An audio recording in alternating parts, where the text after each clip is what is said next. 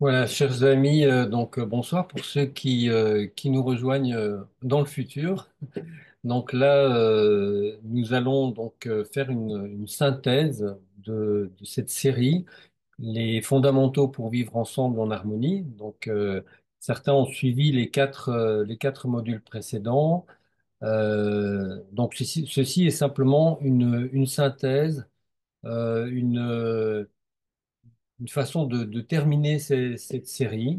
Donc qui, euh, qui a intéressé beaucoup d'entre vous, hein, puisque vivre ensemble, on l'a vu, c'est pas forcément quelque chose de toujours facile, mais il y a des clés qui nous permettent d'aller plus loin, des clés qui nous permettent d'avancer même lorsqu'on est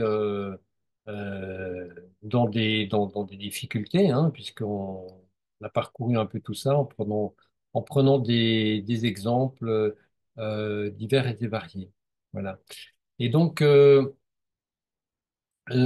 que je vais vous proposer, bon, d'abord, c'est de revoir un petit peu très rapidement les éléments que nous avons parcourus, avec les trois grandes thématiques de la reliance.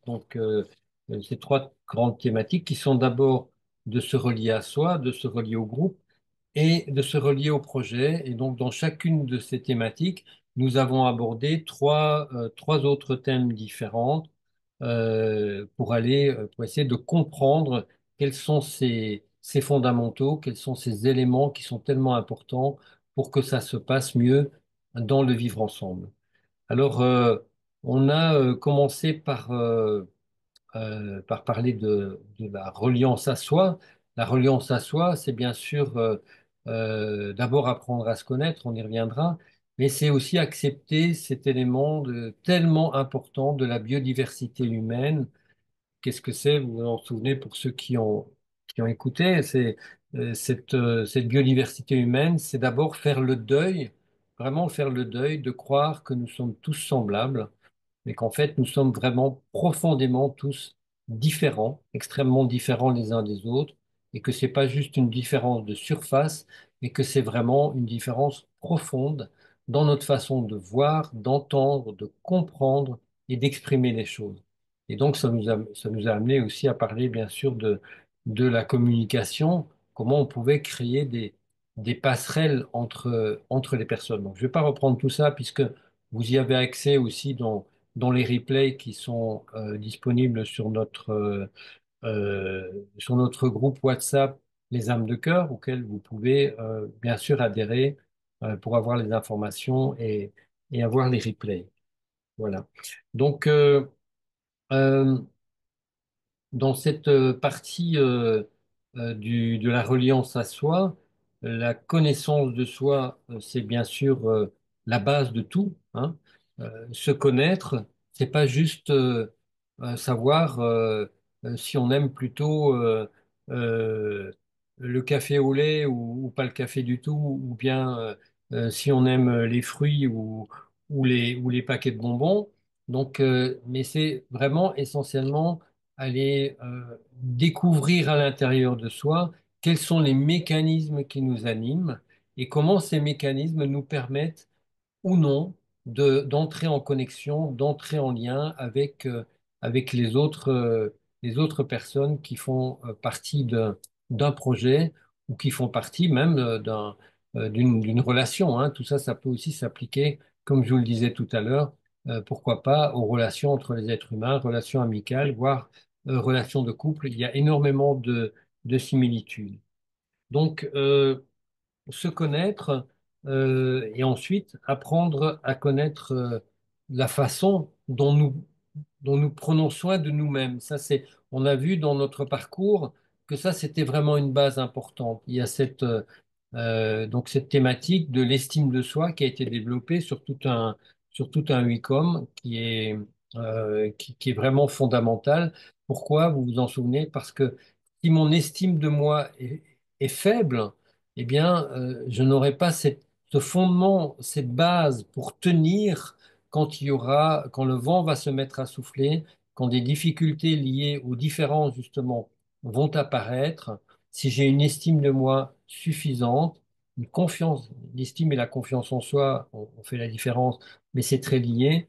Donc, cette confiance, cette estime de soi, ça va me permettre de tenir quand il y aura des difficultés et de pas me positionner dans un rôle de, souvent malheureusement, de victime, hein. C'est un, la victimisation, c'est quelque chose, vous le savez, qui est très imprégné, euh, très infusé, très lié dans tout le fonctionnement de notre société. Il suffit de regarder les informations. Il n'y a que des histoires de victimes et de bourreaux, hein, c'est 80% de l'info. Donc, et donc, dans nos relations, malheureusement, souvent, il y a ces réflexes de chercher des coupables et donc de se poser en victime. Voilà. Et peu de gens arrivent à prendre la pleine responsabilité de tout ce qui se passe dans leur vie. C'est vraiment quelque chose de fondamental. Euh, Si quelqu'un choisit de s'installer dans un éco-village, eh bien, X ou Y, eh bien, il y aura des éléments de fonctionnement qui peut-être n'auront pas été pris en compte à la base parce que on aura été trop vite, parce que il y a certaines choses qu'on n'aura pas compris, ou très souvent, ce qu'on voit aussi, c'est que les personnes ne prennent pas le temps d'arriver, d'intégrer tout ce qui est sur place et vont fonctionner simplement avec des projections, avec des idées toutes faites, en se disant que forcément c'est un éco-village. Donc il faut que ça marche d'une certaine manière qui est propre à leur pensée, mais qui ne correspond pas à la réalité. Et là intervient aussi ce fameux principe de réalité, hein. Donc d'oser aller voir la réalité en face, d'oser poser des questions, d'oser se renseigner, d'oser faire une synthèse, de prendre le temps de bien comprendre les choses et d'être donc ainsi pleinement d'abord responsable de ses choix. Ça, c'est un sujet qui est très important aussi. C'est le choix. C'est à partir de quoi est-ce que je pose mes choix? Il y a des études qui montrent clairement que la plupart des personnes posent des choix non pas à partir de la réalité, de ce qui existe, mais à partir de projections et de construction ou de reconstruction mentale qui sont loin de la réalité. Et donc, ces constructions mentales font oublier toute une série d'éléments qui sont présents et qui, à un moment donné, vont s'avérer être des obstacles. Donc, c'est nécessaire de faire preuve de réalisme, d'oser à partir de sa base, de l'estime qu'on a de soi, de sa capacité de comprendre, de sa capacité d'aller au contact avec l'autre, d'aller dans la relation avec l'autre, d'aller chercher les informations, de se poser les bonnes questions, de prendre le temps de réfléchir aux différentes options, aux différentes questions, et, euh, et de ne pas s'embarquer simplement sur un feeling, comme quelqu'un que j'avais hier au téléphone et à qui je disais, ben, venez participer au Zoom demain soir, participer à Métamorphia, et qui me disait, ah oui, non, mais moi, je fonctionne pas comme ça. Moi, je sens les choses. Voilà. OK. Oui, moi aussi, je suis quelqu'un de très sensible, je sens beaucoup les choses, j'ai beaucoup d'intuition, mais ça n'empêche pas de confronter la réalité, le réel, d'aller creuser dans ce réel, et puis ensuite de confronter à son intuition. Mais se fier complètement à une intuition d'un moment, si vous arrivez dans un écolieu en plein été, quand il fait beau, quand tout se passe bien, quand il y a une semaine de rencontres, avec une petite buvette, avec la fête le soir, euh, bien forcément, pour la plupart des gens, ça va bien se passer. Si vous arrivez dans le même endroit juste la semaine où il neige en hiver et que la chaudière est tombée en panne et que tout le monde est en train de grelotter et qu'on est en train de pester contre le chauffagiste ou le responsable technique qui s'occupe de la chaudière, eh bien l'ambiance ne va pas être la même et la sensation ou le ressenti, forcément, va être totalement différent. Donc on a besoin vraiment de d'oser aller dans des choses bien concrètes, bien réelles, parce que c'est quand même ça aussi qui fait le quotidien des choses. Et, et arrêter de s'imaginer des choses. Vous connaissez, pour la plupart d'entre vous, ces fameux quatre accords Toltec avec un de ces accords qui dit ne pas faire de suppositions. Et ça, c'est vraiment quelque chose d'important. c'est d'éviter de faire des suppositions sur ce qui se passe, de faire des suppositions sur les personnes. Voilà, certainement que là, vous me regardez, ceux qui ne me connaissent pas font certainement un tas de suppositions sur moi. Et c'est incroyable le nombre de choses que j'ai déjà entendues sur mon compte.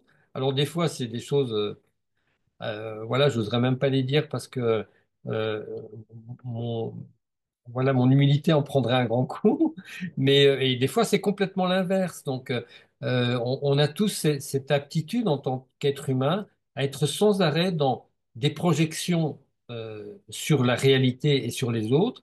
Alors, les projections, il faut préciser ce que c'est une projection. Une projection, c'est d'abord quelque chose qui est en nous, hein, qui fait partie de nous, un ressenti, une idée, et qu'on va attribuer à une circonstance ou à quelqu'un d'autre. Voilà. Par exemple, j'ai de la colère en moi que je ne veux pas voir, et je vais voir quelqu'un qui a un peu les joues rouges, et je vais lui dire, ah, ben, t'es en colère aujourd'hui. Et l'autre va dire, non, non, je suis pas en colère, ça va. Quand tu me dis ça, ben, ah non, non, mais je vois que tu es en colère.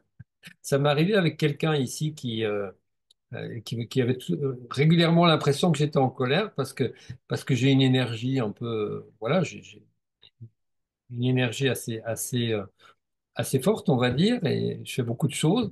Et bon, bah, mais je suis extrêmement rarement en colère, ça m'arrive, hein, mais voilà. Et lui, il avait l'impression que j'étais tout le temps en colère. Et lui, moi, je voyais bien que c'était une personne qui n'arrivait jamais à exprimer sa colère et qui en portait beaucoup. Donc, c'est important là d'aller euh, dans ce processus pour vivre ensemble, c'est vraiment d'être je dirais dans la réalité, mais aussi dans la vérité et dans l'authenticité des relations. Voilà, c'est de pouvoir s'exprimer chacun à partir de qui on est vraiment, sans faire des jeux de rôle, et puis pouvoir avoir des relations qui soient authentiques. Alors, vous savez, c'est un peu le piège, par exemple, d'outils comme la CNV qu'on utilise chez nous, hein.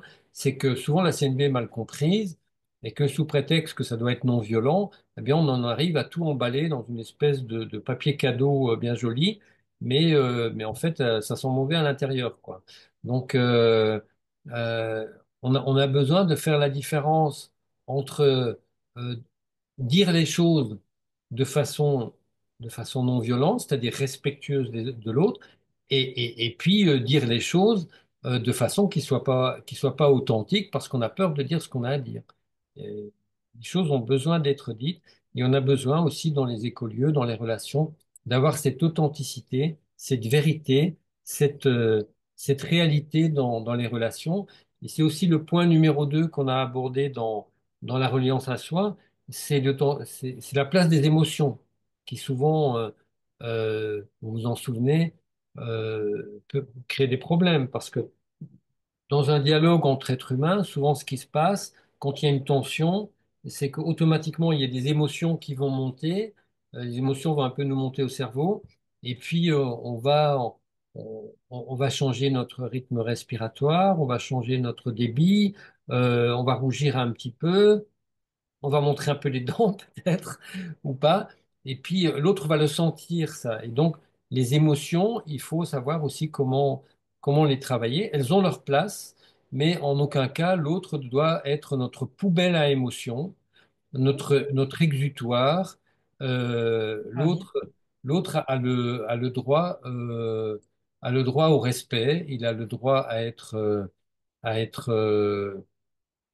protégé de nos décharges émotionnelles, hein. Les décharges émotionnelles, c'est quelque chose qu'on fait soit avec soi et non pas en se servant des autres, hein.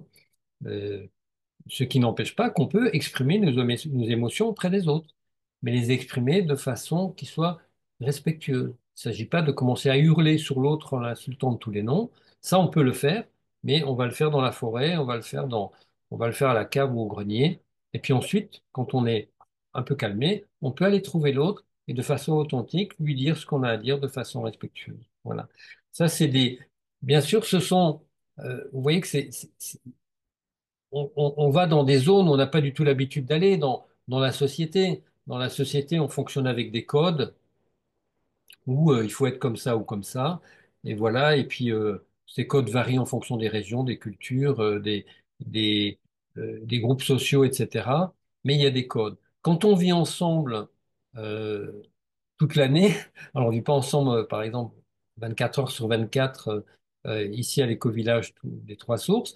Mais en tout cas, quand on a des projets communs qu'on porte ensemble en permanence, eh bien, on peut plus fonctionner simplement avec des codes sociaux, très superficiels, parce qu'on va apprendre à se connaître en profondeur, parce qu'on va se fréquenter, quotidiennement, et qu'il va y avoir des histoires comme dans les familles, de poubelles qui traînent, de voitures mal garées, de linge qui n'a pas été suspendu ou bien qui est suspendu depuis 3 jours, il n'y a plus la place pour mettre son propre linge. Enfin, toutes ces histoires-là qu'on connaît dans les, dans les groupes sociaux. Et donc, on a besoin, plus que de codes sociaux, on a besoin vraiment d'aller travailler sur soi, la relation à nous-mêmes, avant de pouvoir travailler la relation à l'autre.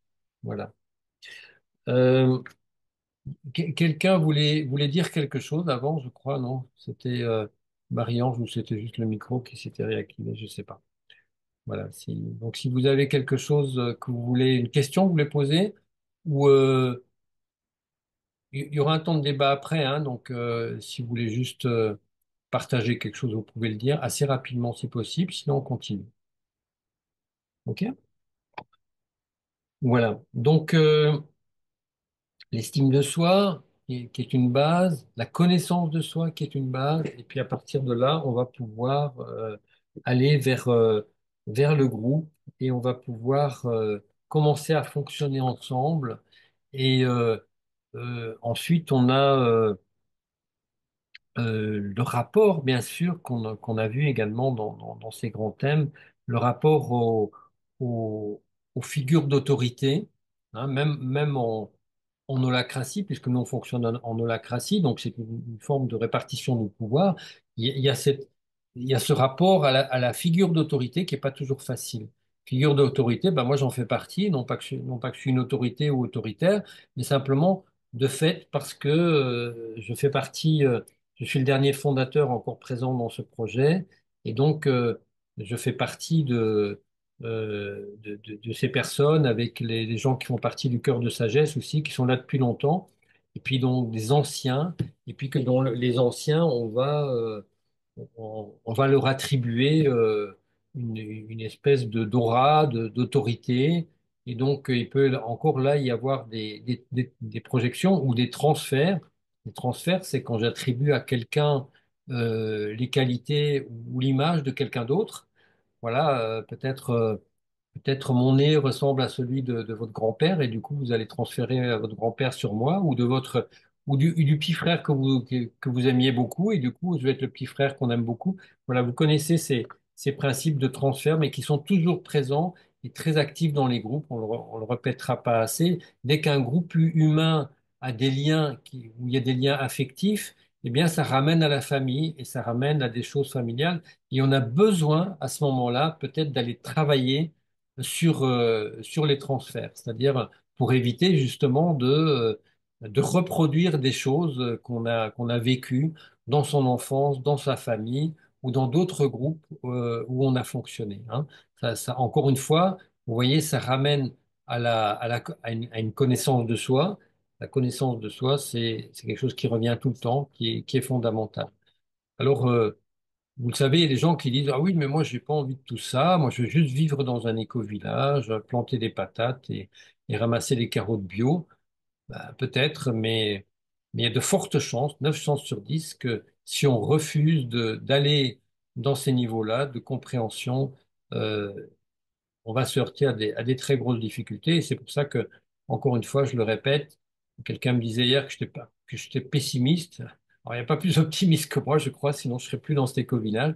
Mais il y a malheureusement la réalité, les statistiques qui montrent que 9 projets sur 10 éclatent après le démarrage, hein. Donc, voilà, donc c'est qu'il y a quand même des choses qui sont importantes à voir et qui n'ont rien à voir avec simplement l'organisation d'un lieu ou des outils de fonctionnement. Voilà. Alors, la reliance au groupe, Ensuite, le lien au groupe, il va se construire à partir de qui je suis, hein, forcément. C'est-à-dire que ma vision, ça va être ma vision à moi, et chacun dans le groupe aura une vision différente.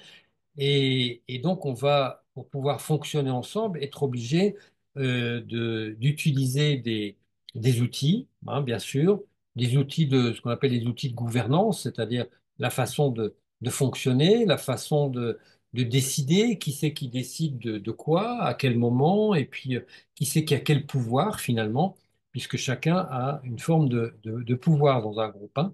Donc, qu'on le veuille ou pas. Alors certains sont surpris par ça, ben non, ben, il faut pas qu'il y ait de pouvoir, il faut pas qu'il y ait une tête qui dépasse.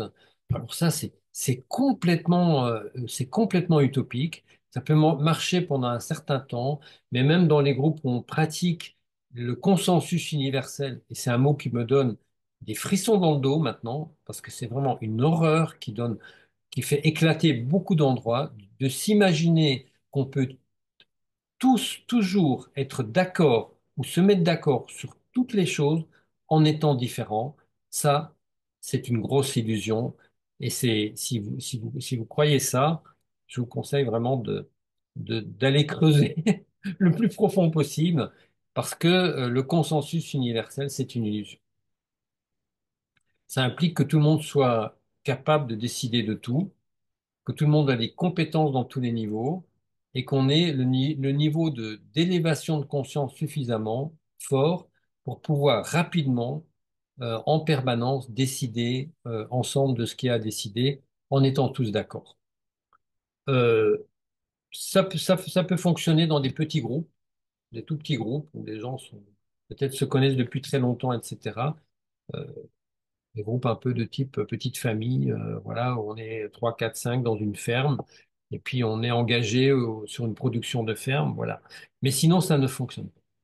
C'est Laurent Bouquet du Hameau au début qui disait que la tarte à la crème, enfin anciennement du Hameau au début, malheureusement, avec tout ce qui s'est passé là-bas, qui est le mari de Sophie Rabi, donc qui disait que la tarte à la crème du consensus universel, il voulait absolument plus en entendre parler. Et bon, bah, je suis rentré dans le club avec lui parce que bon, c'est pareil. Donc, on a besoin vraiment d'avoir des outils de décision qui soient plus élaborés que ça et où chacun puisse avoir du pouvoir. Un être humain a besoin de pouvoir. Le pouvoir, c'est pas un mot insultant. Un pouvoir, c'est la capacité de se mettre en route. Le pouvoir, c'est la capacité de réaliser ses rêves. C'est la capacité de réaliser ses raisons d'être personnelles. Si on n'a pas de pouvoir sur sa vie, eh bien, on fait rien. Voilà, on peut, et même en ne faisant rien, c'est souvent une forme de pouvoir, parce que ceux qui ne font rien et qui font un peu office, excusez-moi du terme, de boulet, eh bien, ils ont souvent plus de pouvoir que les autres. C'est un pouvoir par l'inertie. Voilà, donc je ne vais pas développer, mais c'est quelque chose qui est bien connu par ceux qui ont vécu dans des collectifs. Donc, la relation au pouvoir, aux décisions, donc les outils de gouvernance, c'est important de les avoir. Mais pourtant, malgré ça, on a vu que beaucoup de projets éclatent malgré tout, ont des gros soucis. Ça a été le cas du Hameau des Buis, où il y avait pourtant des très beaux outils de gouvernance, comme l'holacratie qu'on utilise aussi, où il y avait de la CNV. Et on se demande comment c'est possible, avec de si beaux outils, d'en être arrivé à finalement à ce que les fondateurs du projet se fassent mettre dehors par leurs anciens copains, à ce que l'école démocratique qui avait été installée se fasse mettre à la porte également. Donc on se demande comment c'est possible. Je pense qu'au-delà des outils, il y a vraiment une question de maturité de conscience. C'est comment est-ce que nous sommes non pas activés par nos automatismes, intérieures, les automatismes de nos personnalités. Vous savez qu'on a tous des personnalités, c'est-à-dire que euh, des constructions internes qui nous permettent de fonctionner avec les autres, avec la société, avec les aspects matériels de notre vie. Voilà, on a besoin d'une personnalité. On a besoin de ce qui s'appelle un ego. Ego, ça veut dire en latin, vous le savez, ça veut dire le moi. On a besoin d'un moi. Alors quand c'est un ego qui est dominateur et envahissant, bon, c'est pas très sympa pour les autres. Donc peut-être qu'on a des choses à travailler dans ce cas-là. Mais en tout cas, chacun a un ego. On peut avoir un ego qui soit tout à fait bienveillant et qui tient compte des autres, mais ne pas avoir de personnalité, ça n'existe pas. Voilà, chacun a sa personnalité. Et donc, quand on a une personnalité, on a automatiquement ce qui s'appelle des mécanismes de défense, c'est-à-dire des moyens qu'on met en œuvre pour protéger notre personnalité. Et c'est là que ça va se compliquer un petit peu, puisque quand on va agir dans un groupe à partir de nos mécanismes de défense, eh bien, ça va créer des tensions, puisque si chacun est dans un mécanisme de défense et non pas dans une ouverture suffisante pour que la confiance basée sur son estime de soi puisse s'exprimer d'abord par une écoute bienveillante de l'autre, par une une tentative et un effort constant de comprendre vraiment ce que l'autre veut nous dire et quels sont ses souhaits, si on est trop quelque part enfermé, prisonnier, ligoté, en état d'arrestation par notre personnalité blessée, eh bien, ça va forcément se traduire par des conflits, par des tensions et se terminer parfois dans la violence. Voilà, violence pas forcément physique, bien sûr, mais ça arrive aussi malheureusement dans certains lieux. Bon, il y a des exemples, je ne vais pas rentrer là-dedans, mais c'est nécessaire donc d'avoir cette vision claire des choses et de sortir de nos automatismes pour pouvoir se parler, se rencontrer dans le groupe au-delà de nos égotismes, hein. Il y a une différence entre être dans son ego d'une façon saine, voilà, certains sont plus extravertis, plus introvertis, s'affirment, ont plus d'assertivité, ont plus de besoin de ceci ou de cela, voilà, chacun a ses... Voilà, mais quand on est enfermé dans son ego, on fonctionne avec des automatismes de défense et donc on va réagir au lieu d'agir. Et donc, pour fonctionner dans un groupe, c'est vraiment nécessaire d'avoir cette capacité d'agir, de prendre des décisions qui soient basées sur la réalité et d'être capable d'une part, de ce que j'appelle la position périscope, on peut appeler aussi la métaposition, certains connaissent ça, c'est-à-dire de sortir son petit périscope personnel et de se regarder avec son périscope et de voir qu'est-ce qui se passe réellement chez moi, qu'est-ce qui est activé chez moi, qu'est-ce qui est activé chez l'autre, et de pouvoir dire, bon, on va faire une grande respiration et comment est-ce qu'on peut avancer ensemble pour que, au lieu de faire ça, eh bien, on arrive à faire ça comme des rouages qui peuvent fonctionner ensemble. Et donc ça nécessite bien sûr cette estime de soi dont on a parlé tout à l'heure, mais pas que. Ça nécessite cette capacité de recul, cette capacité de conscience, de prise de conscience de soi, de ses mécanismes, de prise de conscience réaliste de ce qui se passe dans le groupe. Et aussi un élément qui est important, c'est la relativisation. Combien de fois vous avez, pour certains, certainement vécu ça aussi dans vos couples, hein, ou dans vos relations très proches, en tout cas, c'est tout à coup, on n'est pas d'accord sur quelque chose, l'émotion monte, chacun campe sur ses positions, et puis voilà, ça y est, c'est le début de la Troisième Guerre mondiale, et les missiles commencent à voler, quoi. Donc, on a tous vécu ça, et alors que très souvent, les enjeux sont mineurs au départ. C'est des bricoles souvent, hein. Vous savez, c'est comme dans les familles, on s'engueule sur quoi? Sur une histoire de chien qui a mis des poils sur le canapé, sur une histoire de traces de dentifrice sur le miroir de la salle de bain, de chaussures mal rangées, de son de la télé qui est trop fort ou de la musique. Voilà, c'est pas très important en soi, hein, quand on le regarde. Bon, après, il peut y avoir des choses beaucoup plus graves, hein, mais très souvent, quand même, ce qui va faire mettre le feu aux poudres, c'est des détails. Donc, la première chose à voir, c'est une question toute simple. Est-ce que vraiment ce qui se passe, ça va réduire mon bonheur? C'est une question qu'on se pose en sociocratie, c'est pour ceux qui connaissent. Est-ce que vraiment mon bonheur intérieur va être sérieusement impacté si j'accepte ce qui se passe là.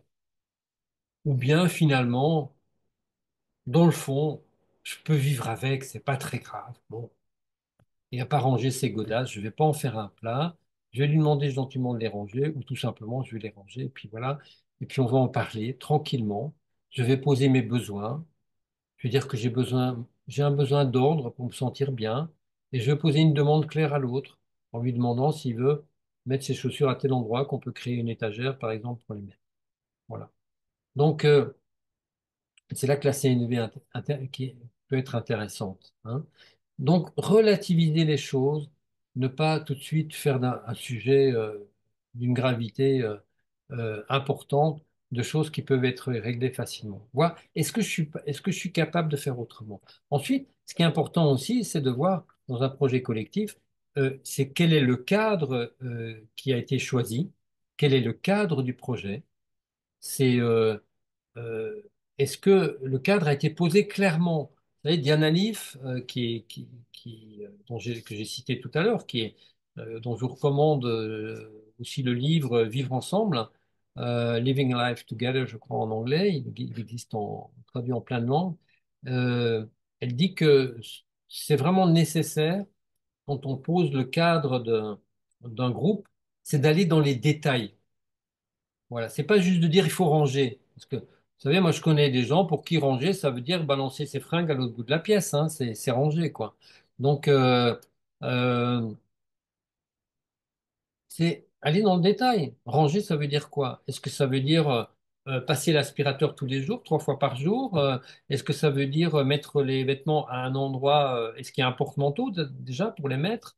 Est-ce que ça veut dire ranger ses chaussures? D'accord, ça veut dire les balancer devant la porte, les laisser dans l'eau ou les mettre dans le meuble à chaussures? Voilà, aller dans les détails et mettre des structures en place, de l'affichage, des choses. Même dans les familles, on peut faire ça. Moi, je me rappelle quand mes enfants étaient petits.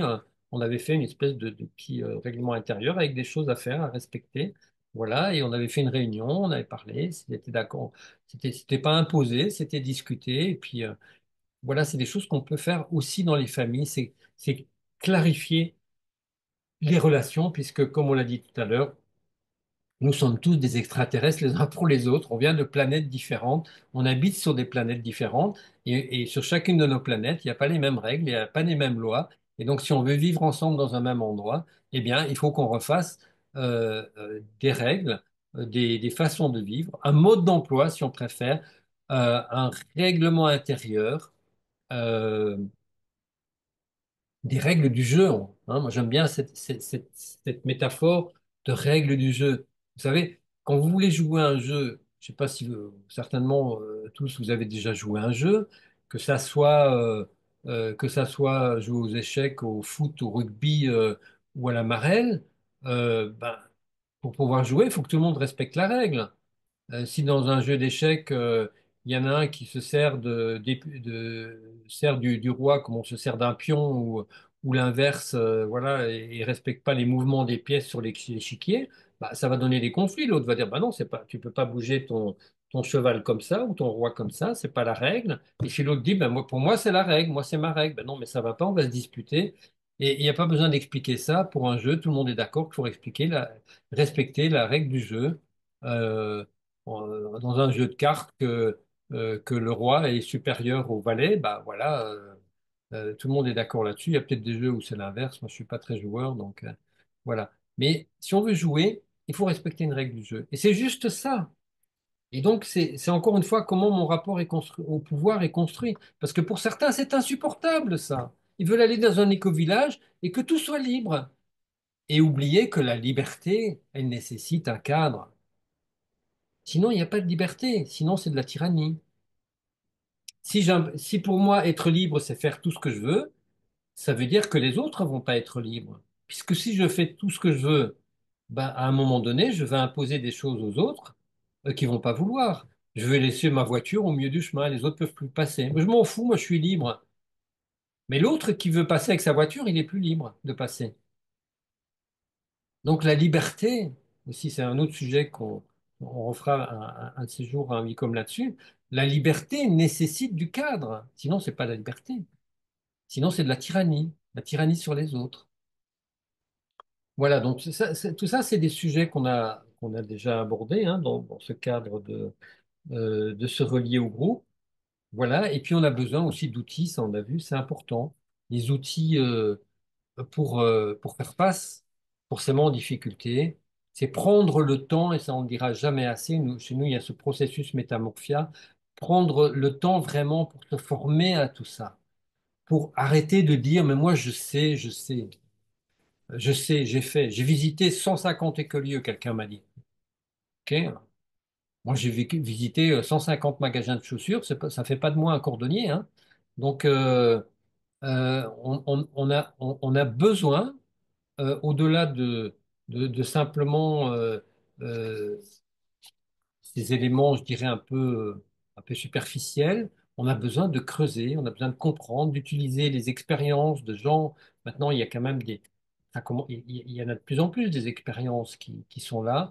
On a besoin de se former, on a besoin de modifier notre rapport au groupe. Parce que la plupart de nos rapports, c'est aussi un élément important qu'on a vu, ils sont basés sur des rapports de soumission et de domination. Réfléchissez bien à ça. Dans notre société, tous les rapports sont basés sur la domination et la soumission. Dans la plupart des entreprises, vous avez un patron et vous avez des employés qui font ce que dit le patron ou ce que dit le contremaître ou le chef de bureau. Et donc, il faut se soumettre. On n'a pas le droit de dire au patron, je ne suis pas d'accord de la façon dont vous gérez votre société. Non. Vous risquez de vous faire virer. Voilà. À l'école, il y a des rapports aussi de domination et de soumission. Vous respectez pas, vous faites pas ce que le maître d'école dit, ou ce que, bah, vous allez au coin, ou vous allez être puni, vous allez avoir une colle, ou vous allez avoir une mauvaise note, ou que sais-je. Et donc, c'est à tous les niveaux. Et rentrer dans un paradigme où il n'y a plus cette domination, où enfin on est libre. Et oui, on est libre, mais on n'est pas on on n'est pas dans une anarchie totale. La liberté, sans cadre, c'est l'anarchie.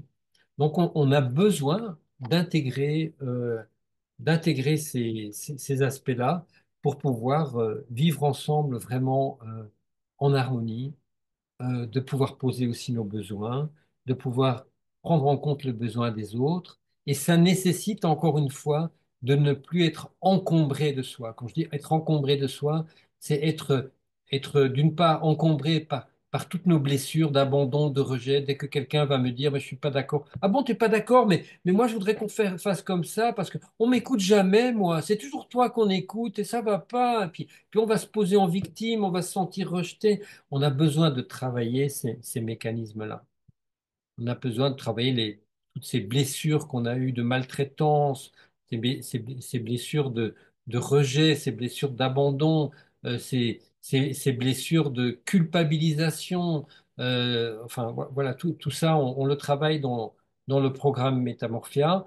Et même si il ne s'agit pas de devenir parfait, mais d'être conscient de tous ces mécanismes-là pour grandir en conscience. On ne peut pas vivre ensemble en paix avec des gens sans élever notre niveau de conscience. C'est vraiment important. Voilà. Donc ensuite, euh, se relier au projet, on a vu ça. Donc, euh, à quel point c'est important d'adhérer à la vision d'un projet, de bien le comprendre, de bien la comprendre, cette vision. Moi, souvent, au départ, quand je parle de biodiversité humaine et d'amour de la biodiversité humaine, les gens ne comprennent pas du tout ce que je veux dire, même si j'explique un petit peu, comme je l'ai fait tout à l'heure, ce deuil nécessaire de croire qu'on est tous semblables, qu'on est tous sur une planète différente et que bon, le seul moyen de fonctionner ensemble vraiment en sortant de ces mécanismes de domination et de soumission, c'est de construire des passerelles, c'est de se construire un cadre bienveillant, une règle du jeu bienveillante, tout ça. Souvent, c'est compliqué à comprendre parce que c'est en dehors de nos référentiels habituels. Donc, on a besoin de travailler ça et pour pouvoir comprendre et intégrer vraiment la structure d'un projet. Voilà. Alors, le dernier point sur lequel je voudrais revenir et qui est vraiment important, c'est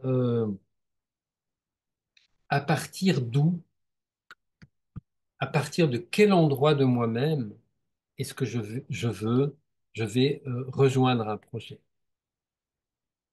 Est-ce que c'est avec ma tête, je me suis fait une idée, et puis voilà, je vais rejoindre un projet parce que c'est intéressant, ça correspond à mes idées, j'ai des affinités, c'est un petit peu mes valeurs, tout ça. Et, et je suis bien décidé d'ailleurs à défendre mes valeurs et mes affinités et être avec des gens qui sont comme moi. Voilà. Moi, là, on part droit dans le mur à 300 à l'heure, hein, ça c'est clair. Ça va pas être le bonheur en tout cas. Ou bien, mon élan, il part à partir de mon cœur profond. Alors là, il faut expliquer parce qu'il y a des gens pour dire le cœur profond, c'est quoi ça? On n'a qu'un cœur, forcément, il est dans la poitrine. Bon, ben voilà. Le cœur profond, c'est ce qui nous anime au-delà de nos idées, au-delà de nos convictions. Oh, les convictions, vous voyez, ça commence déjà mal ce mot, hein, les trois premières lettres. Voilà, les convictions. Donc, euh, bien sûr qu'il faut avoir des convictions dans la vie, mais on peut avoir des convictions. Mais l'étape d'après, c'est il faut que j'ai raison si j'ai des convictions. Donc, comme j'aime bien le dire, le sport national en France, c'est d'avoir raison, hein. Voilà. Est-ce que je suis capable de me détacher de moi, de me détacher de mes convictions, des mécanismes égotiques dont j'ai parlé tout à l'heure, pour aller visiter en moi profondément, au-delà de ces automatismes, qu'est-ce qui m'anime profondément? De quoi j'ai vraiment, qu'est-ce qui bat en moi? Qu'est-ce qui vibre profondément en moi? Quel est l'élan qui m'anime? Et est-ce que c'est à partir de cet élan-là, cet élan où il y a une espérance profonde? Voilà, parce que si on est dans le désespoir, il faut pas aller dans un éco-village, hein. Il vaut mieux aller voir un thérapeute et travailler son désespoir d'abord, hein. Donc, si je suis dans une espérance profonde, que j'ai envie de partager cette espérance avec les autres, parce que mon cœur vibre dans l'espérance, c'est pas la même énergie que si je suis dans la peur de ce qui va se passer demain et si Poutine il va faire ceci et si Bush cela ou pardon c'est pas Bush Donald Duck non c'est pas Donald Duck c'est Donald Trump ou Elon Musk ou machin ils vont nous envoyer tous sur Mars il paraît. Bon, c'est des conneries en plus finir mais ça fout la trouille aux gens et donc à partir de quel élan je vais dans ce projet, hein? Est-ce que, est-ce que c'est comme dans un couple? Est-ce que c'est juste parce que voilà, tout à coup j'ai un coup de chaud pour quelqu'un et puis je me dis que ouais, ce serait quand même mieux d'être à deux que tout seul? Ou bien est-ce que vraiment il y a cette énergie dans mon cœur profond où j'ai vraiment envie de d'ouvrir mon cœur à quelqu'un et de lui donner de l'amour et d'en recevoir aussi, bien sûr, hein, la vie, c'est une main qui reçoit et une main qui donne, hein. C'est ça, c'est l'équilibre de la vie, hein. C'est pas les deux mains qui reçoivent. Il y a beaucoup de gens qui vont dans les éco-villages et ils veulent recevoir, ils veulent tout recevoir et voilà. Mais quand il s'agit de donner, bah, c'est plus compliqué. Voilà. Donc, à partir de quel élan j'y vais? Est-ce que je suis capable de faire un petit peu abstraction de moi, abstraction de mes moi, qui sont les expressions de mes blessures, de mes misères intérieures, de mes de mes zones nécrosées dans mon cœur aussi. Est-ce que je suis capable de sortir de là? Est-ce que j'ai fait au moins un bout de chemin? Il ne s'agit pas d'être parfait, mais pour sortir de là et pour pouvoir être dans, dans, dans une attention, dans un élan, dans, dans un amour, dans une action aussi, pour le bien commun, pour le bien des autres.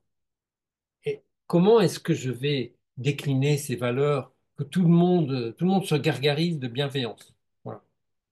Quand vous dites dans un groupe, bon, quelles sont les valeurs qu'on pourrait utiliser dans le groupe? Qu'est-ce qui va être important? Souvent, on pose un cadre, vous savez, chez nous, enfin, toujours on pose un cadre avant de travailler dans les sessions qu'on fait dans le cadre de Métamorphia, à l'éco-village. Et alors, on travaille sur le cadre. Et puis, ça vient quasiment toujours. Les gens disent bienveillance. Et quand on va creuser ce que c'est, on se rend compte que bah, la signification n'est pas la même pour tout le monde, quoi. Est-ce que ma bienveillance, elle va jusque aller quand l'autre, il est mal dans sa peau, il a vécu quelque chose de dur, peut-être il est malade, peut-être il a mal aux dents, je sais pas. Donc voilà, et qu'il est désagréable avec moi, est-ce que je suis capable de pas systématiquement me sentir rejeté, abandonné, blessé, machin, pour dire, bon, écoute, je vois qu'aujourd'hui, apparemment, tu as un jour où ça n'a pas l'air d'être facile pour toi. Est-ce que tu veux qu'on en parle? Est-ce qu'on peut se poser autour d'une tasse de café si tu veux? Que tu veux qu'on parle un petit peu? Bah, peut-être que l'autre il dira non. Mais au lieu de lui rentrer dedans, ben, comment tu me parles là? C'est pas CNV ça, hein? CNV, je te rappelle, hein, les 4 points de la CNV. Bon, d'abord tu dis ce qui se passe. Ensuite, tu exprimes ton ressenti. Ensuite, tu exprimes ton besoin. Et tu peux éventuellement me poser une demande à la fin, hein? Bon, allez, vas-y maintenant, tu vas me refaire ça, hein? Ça n'a aucun sens. On est d'accord, hein? C'est une déviance, je dirais, toxique, euh, pernicieuse, malicieuse, euh, vicieuse de la CNV que de faire ça, hein. Je connais un couple qui a éclaté comme ça, hein, parce que lui il était devenu un fanatique de la CNV, mais alors les 4 étapes là, OSBD, ben, il balançait ça aux ados, à sa femme, à tout le monde, et tout le monde en a eu marre, et sa femme s'est barrée, quoi. Voilà. Donc, voilà. Donc, est-ce qu'on a fait ce chemin de conscience en soi pour pouvoir offrir aussi le plus souvent possible, parce que bon, à moins d'avoir une auréole sur la tête, et encore, on n'est pas capable tous les jours de faire ça, tout le temps en tout cas, 24 heures sur 24, mais le plus souvent possible, aller à la rencontre de l'autre et du groupe à partir de notre cœur profond, à partir de ce qui vibre en nous, de notre vérité profonde, et sortir de nos automatismes, sortir des mécanismes toxiques, sortir de tout ce bazar, de tout ce fatras que nous propose notre monde aujourd'hui, tellement superficiel, tellement déconnecté, tellement détaché du lien, perdu dans des répétitions de mécanismes de victimes et de bourreaux perpétuels. Il suffit d'ouvrir la télé ou de regarder des vidéos sur, voilà, sortir de là. Est-ce qu'on a cet enracinement-là? Si on l'a pas, c'est pas grave, mais est-ce qu'on a au moins l'intention d'aller chercher dans nos racines de la terre, mais aussi dans nos racines du ciel, ces énergies-là? Voilà. J'espère que je suis pas trop, j'ai pas été trop, comment dire, un prêchi-prêcha.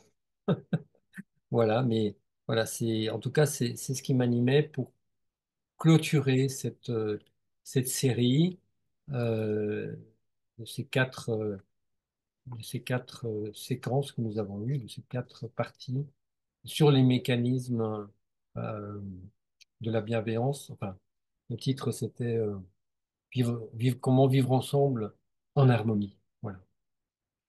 C'est sûr que on n'a pas toujours toutes les clés, et que c'est quelque chose à adapter à chaque personne, et c'est ce qu'on essaye de faire dans Métamorphia aussi, c'est de faire vraiment un travail individualisé pour chacun, parce que les recettes toutes faites ou les techniques toutes faites, ça ne marche pas pour tout le monde, parce qu'on est des êtres humains et qu'on est tous différents. Merci de m'avoir écouté, et donc il y a un temps maintenant, si vous voulez, pour quelques questions, interventions, remarques, voilà, pour ceux qui sont là.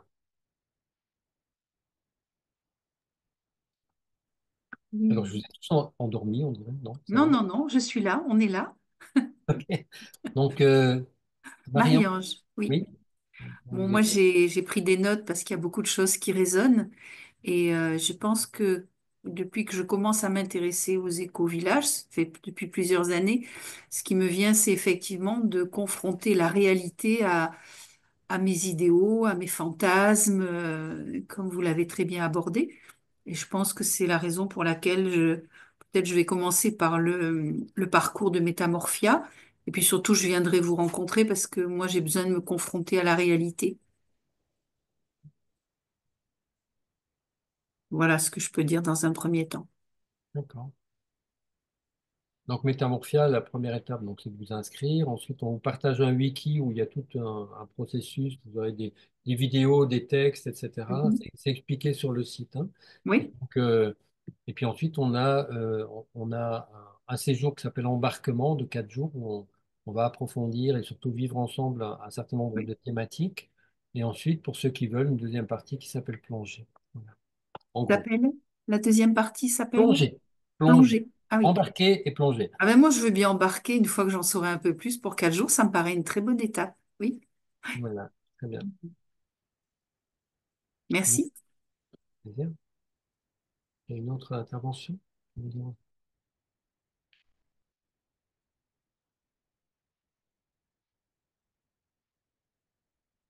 Voilà, bon, s'il y a pas d'autres questions ou interventions, ben, on va tranquillement se quitter euh, en vous remerciant chacun, chacune de votre présence, aussi ceux qui écouteront en différé, qui sont souvent une majorité, à mon grand dame d'ailleurs, parce que quand on est un peu plus nombreux, c'est les parties interactives comme ça, c'est plus animé. En tout cas, grand merci à chacun, chacune. Et puis, n'hésitez pas si vous avez d'autres questions, à me contacter donc en m'envoyant un petit message par WhatsApp au 06 07 25 24 54.